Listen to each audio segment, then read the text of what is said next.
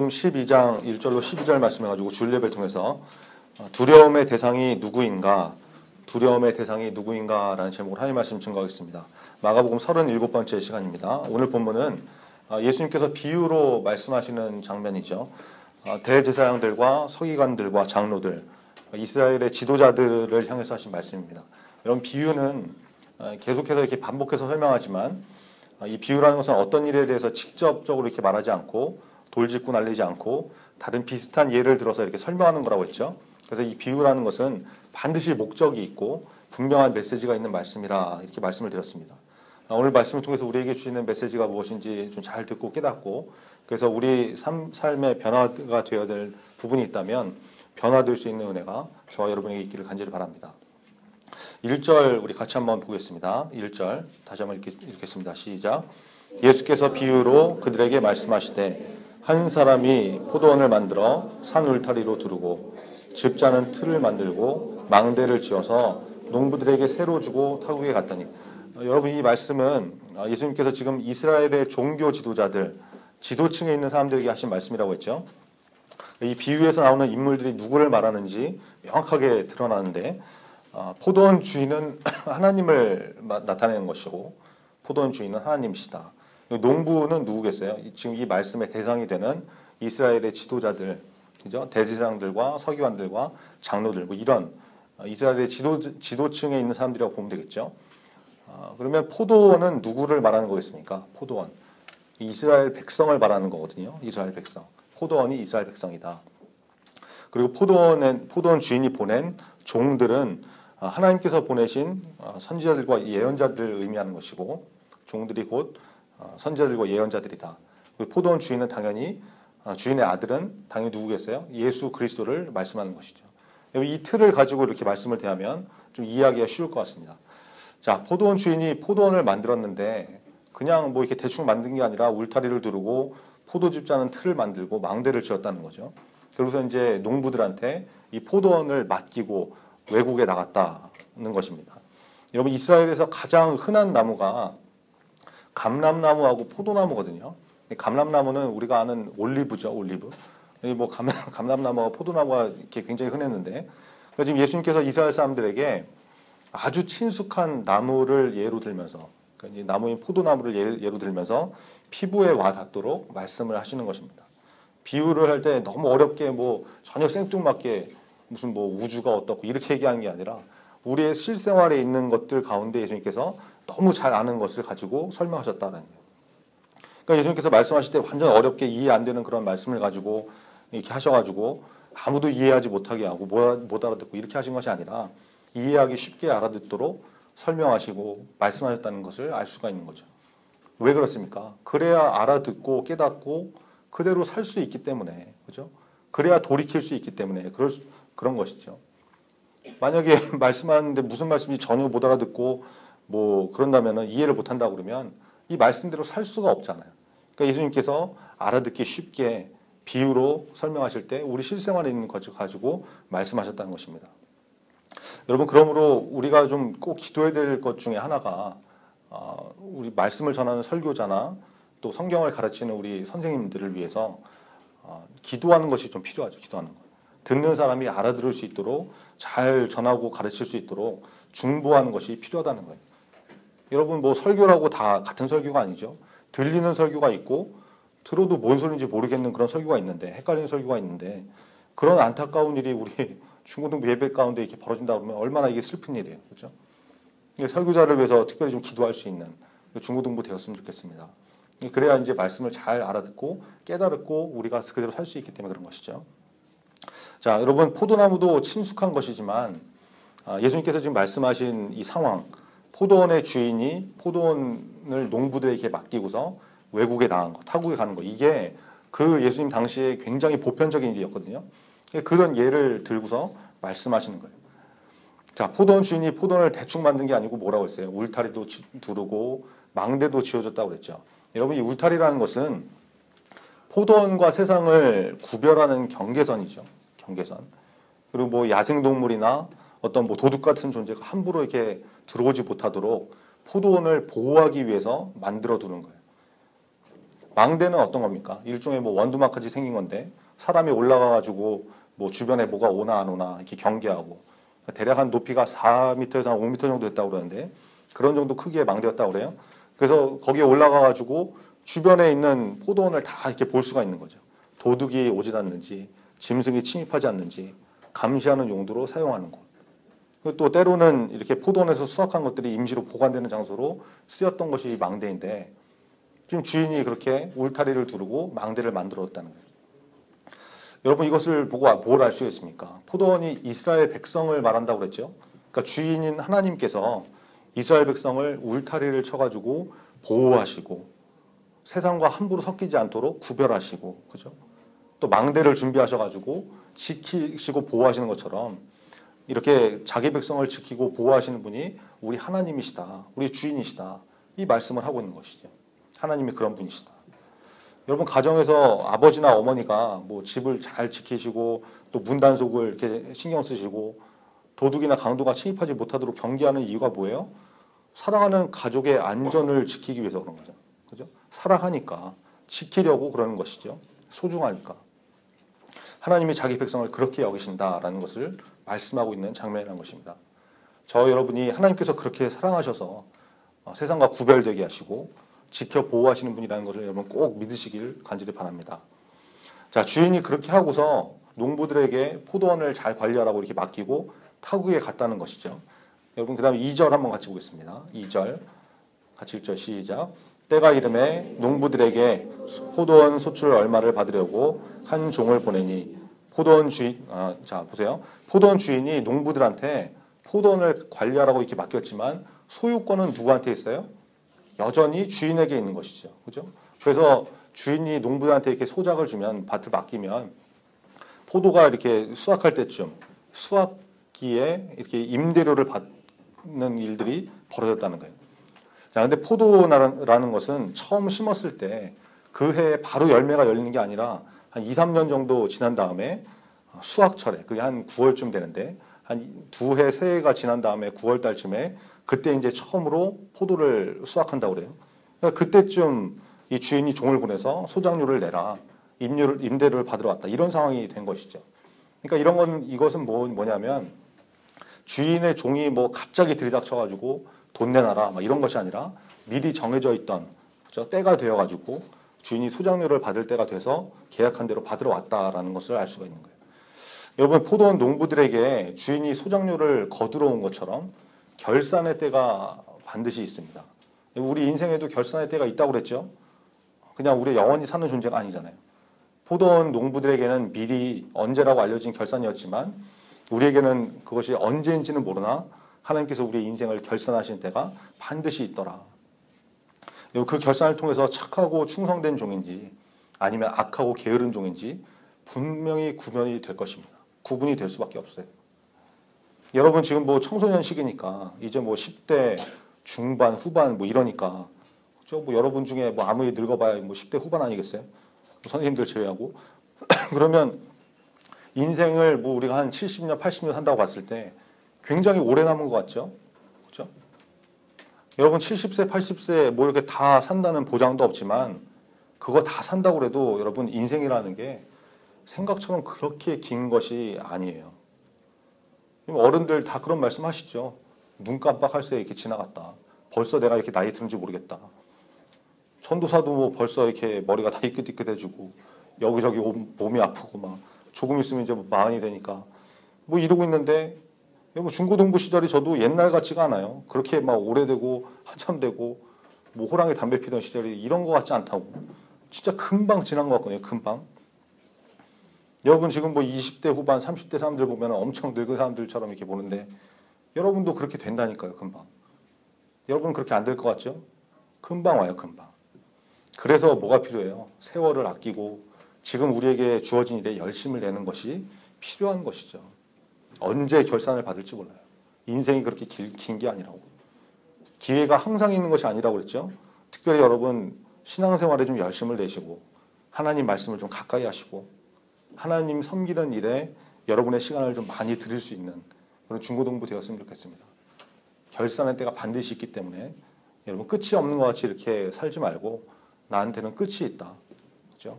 결산할 때가 반드시 있다. 이거 좀 기억하시고 시간을 아껴 살 수 있는 그런 중고등부 됐으면 좋겠습니다. 자, 3절부터 5절 한번 같이 읽죠. 3절, 4절, 5절 같이 읽겠습니다. 시작. 그들이 종을 잡아 심히 때리고 거저 보내었거늘 다시 다른 종을 보내니 그의 머리에 상처를 내고 능욕하였거늘 또 다른 종을 보내니 그들이 그를 죽이고 또 그 외에 많은 종들도 더러는 때리고 더러는 죽인지라.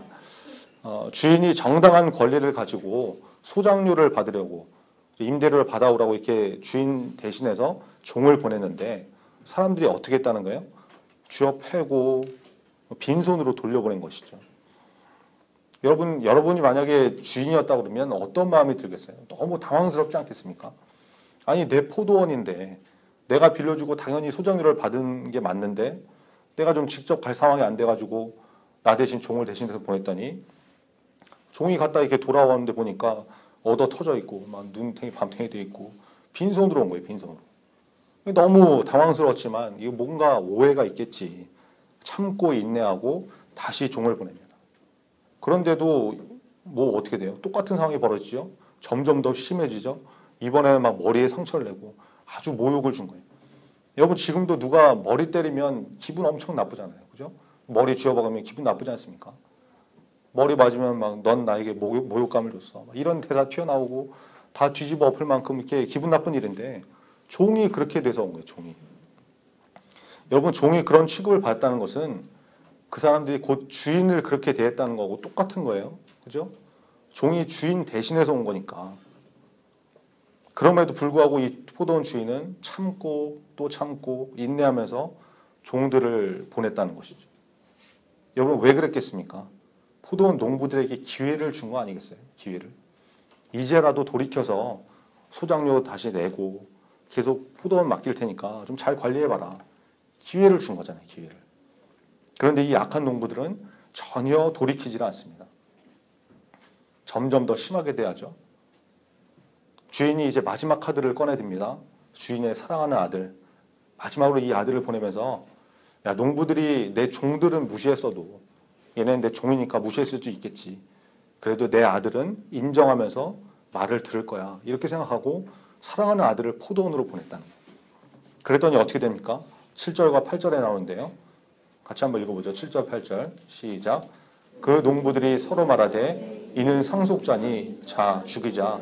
그러면 그 유산이 우리 것이 되리라 하고 이에 잡아 죽여 포도원 밖에 내던졌느니라. 자, 여러분 이 인간이라는 존재가 이렇게 악할 수가 있을까요? 주인의 아들이 나타나니까 농부들이 서로 말하는 거죠. 야, 얘가 상속자니까 얘만 죽여서 없애면 이 포도는 우리 차지야. 내가 주인 되는 거야. 이러고 잡아서 죽여버렸다는 거예요. 여러분 보세요. 농부들이 지금 서로 의견을 맞춘 것이죠. 여러 명의 농부가 의논을 해가지고 같은 결론을 내버린 거예요. 이거 중요한 메시지입니다. 여러 사람이 다수의 어떤 동일한 의견이라고 해서 그것이 반드시 옳은 것은 아니다. 이걸 알 수 있는 거죠. 다수결이 항상 옳은 것 같고 그게 민주적인 것 같고 합리적인 것 같고 진리 같아 보이지만 여러분 그것이 반드시 옳은 결정만 내려지는 것은 아니다라는 것을 우리가 꼭 기억해야 되는 거예요. 이게 굉장히 무서운 것입니다. 여러분 인간은 악하기 때문에 온전하지 못하기 때문에 다수의 의견이라고 해도 그것이 꼭 올바른 일만 내려지는 것은 아니거든요. 그게 진리일 수 없거든요. 우리가 경계해야 되는 부분이죠. 여러분 교회도 마찬가지입니다. 우리 중고등부는 뭐 이렇게 교사회의나 임원회의나 뭐 설문조사도 많이 하고 투표도 이런 거 하고 해가지고 다수의 의견을 모으고 합리적으로 다수결로 의사결정하는 경우가 굉장히 많은데 그런 것들을 통해서 의견을 모았다고 해도 덮어놓고 그걸 그냥 다 그대로 결정해버리면 문제가 있을 수 있는 거죠. 의견을 모았어도 반드시 기도하고 성경 말씀을 통해서 검증이 되어야 되는 거 아니겠습니까? 사람의 생각보다 뭐가 먼저가 되기 때문에 그래요. 하나님의 뜻이 먼저 되어야 되기 때문에 하나님께서 뭐라고 하시는가 그게 우선순위가 되어야 된다는 것이죠. 여러분 우리의 생각과 하나님의 뜻이 항상 같은 방향으로 가면 참 좋겠지만 그렇지 않은 경우가 굉장히 많거든요. 그 사람의 생각으로만 다수의 결정으로만 결정해서 나가는 것이 아니라 기도와 말씀으로 검증하고 분별하는 것이 반드시 필요하다는 것입니다. 여러분, 사람은 할 수만 있으면 자기가 주인 노릇하려고 합니다. 우리 중에 누가 남의 종이 되고 싶어하고 노예가 되고 싶어하고 섬기고 낮아지고 이런 거 좋아하는 사람이 누가 있어요? 내가 주인 되고 싶고 내가 내 마음대로 하고 싶고 이렇지 누가 종이 되고 싶냐고요. 여러분, 만약에 회사에 취직했다고 그러면 뭐 회사에서 사장이나 회장 뭐 이런 사람이 되고 싶지 누가 말단 직원, 계약직 사원 이런 거 되고 싶겠어요? 그렇지 않습니까? 다 위에서 떵떵거리면서 살고 싶지. 농부들이 주인의 아들을 죽인 이유가 뭐예요? 주인의 아들을 죽이면 포도원이 내 거가 되니까. 아들이 상속자인데 그 아들을 죽여버리면 포도원을 물려받을 사람이 우리가 될 거 아니냐. 내가 주인 될 거 아니냐. 이 마음 아니잖아요. 이 마음이잖아요. 혹시 우리에게도 이런 마음이 있지는 않은지.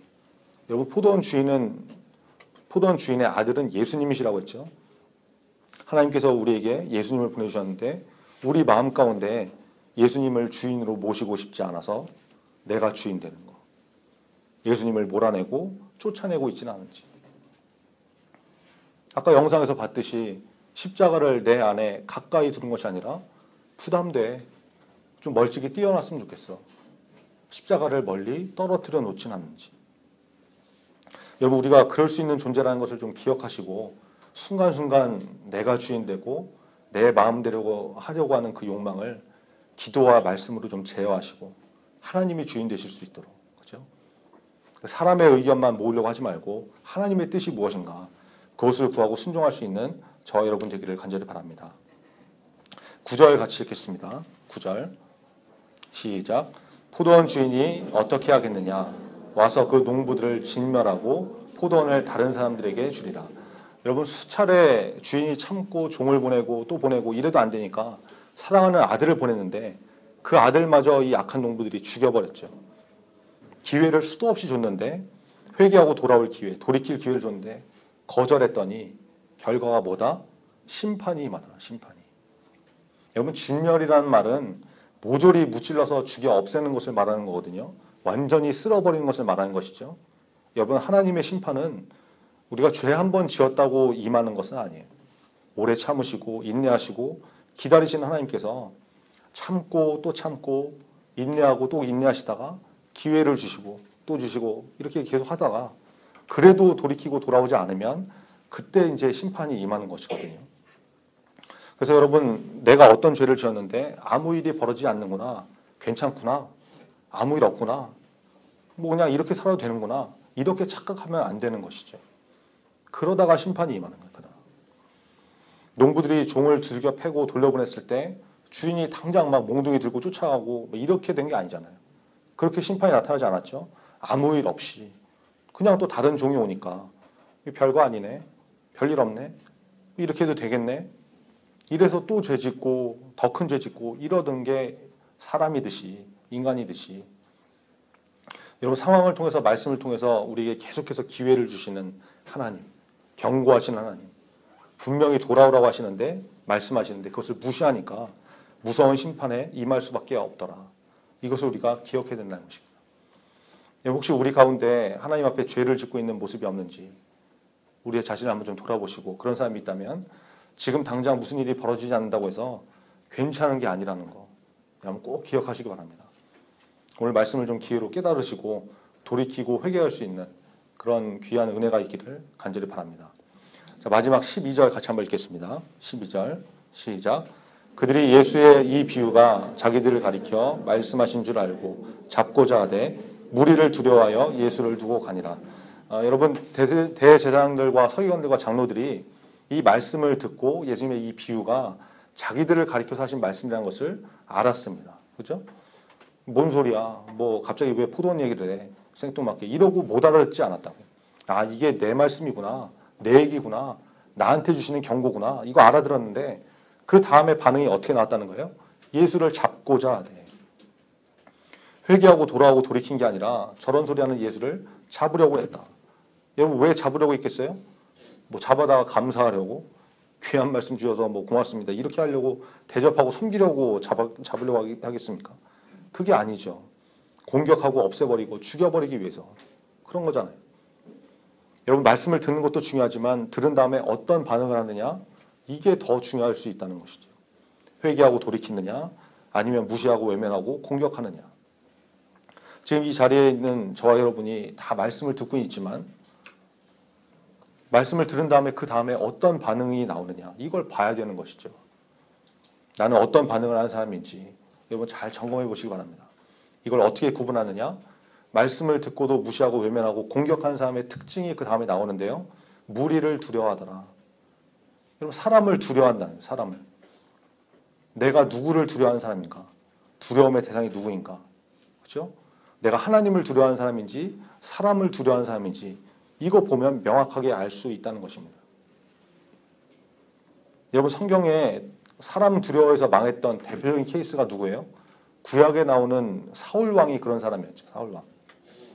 사무엘상 13장에 나오는 것처럼 블레셋과 이렇게 전쟁을 앞두고 나서 백성들이 자기에게서 다 흩어져 버리니까 사람들이 떠나니까 사무엘이 드려야 되는 제사를 막 자기가 드려버리고 이스라엘 백성이 자기보다 다윗을 더 환영하고 다윗이 인기가 많아 보이니까 그거 못 견디고 다윗을 죽이려고 그러고 완전히 이상한 사람이 됐던 사울. 여러분 결정적인 순간에 항상 사람을 의식하고 사람을 두려워하고 인기에 연연하던 그런 인생이었다는 것이죠. 여러분 사울의 최후가 어떻게 되는지 여러분 다 아시지 않습니까? 하나님께 버림받고 비참한 죽음을 당하고 성경이 말씀하고 있잖아요. 여러분 하나님의 사람은 사람을 두려워하지 않습니다. 마태복음 10장 28절에 예수님께서 이렇게 말씀하시죠. 몸은 죽여도 영혼은 등이 죽이지 못하는 자들을 두려워하지 말고 오직 몸과 영혼을 등이 지옥에 멸하실 수 있는 일을 두려워하라. 사람 두려워하지 말고 하나님을 두려워해라. 여러분 나중에 사도행전 한번 보세요. 예수님의 제자들이 전도하다가 사람들에게 잡히는 일들이 벌어집니다. 복음 증거하다가 잡혔다고. 사람들이 제자들을 협박하죠. 전도하지 말라고. 예수의 이름 아무한테도 말하지 말라고. 경고하고 위협하고 그러는데 베드로와 요한이 뭐라고 그래요? 사도행전 4장 19절에 보니까 베드로와 요한이 대답하여 이르되 하나님 앞에서 너희의 말을 듣는 것이 하나님의 말씀을 듣는 것보다 옳은가 판단하라. 20절 우리는 보고 들은 것을 말하지 아니할 수 없다 하니. 여러분 이런 담대함과 능력이 어디서 나오는 것입니까? 사람을 두려워하지 않고 하나님을 두려워하는 인생이었기 때문에 그것이 가능했다는 것이죠. 예수님의 말씀을 듣고 자기들을 가리켜 말씀하신 것을 알고도 돌이키지 않았던 사람들, 예수님을 붙잡으려고 했던 사람들, 그 사람들은 하나님보다 사람을 더 두려워했던 사람들입니다. 나는 어떤 사람인지, 내가 사람을 두려워하는 사람인지 아니면 하나님을 두려워하는 사람인지 오늘 말씀을 통해서 여러분 잘 점검해 보시고 우리가 일평생 사는 동안에 하나님만 두려워할 수 있는 인생이 되는 저와 여러분이 다 되기를 간절히 바랍니다. 기도하겠습니다. 오늘 말씀을 통해서 포도원 주인 같은 하나님을 발견합니다. 울타리로 포도원을 구별하시고 보호하시고 망대를 세워서 경계하시는 것처럼 우리를 사랑으로 지키시는 하나님, 그 은혜를 깨닫게 해달라고 좀 기도하시고 우리가 악한 농부들처럼 잘못된 다수가 되지 않도록, 그리고 기회가 있을 때 잘 깨닫고 회개하고 돌이킬 수 있는 그런 인생이 되려고 여러분 기도했으면 좋겠습니다. 말씀을 듣고서 자기들을 가리켜서 말씀하신 것을 알고도 예수님을 잡으려고 했던, 사람들을 두려워했던 그런 사람들처럼 우리가 되지 않도록 하나님만 두려워하는 인생이 되게 해달라고 오늘 말씀을 기억하고 다 같이 기도하겠습니다. 아버지 하나님 감사합니다. 주님 역사하여 주옵소서.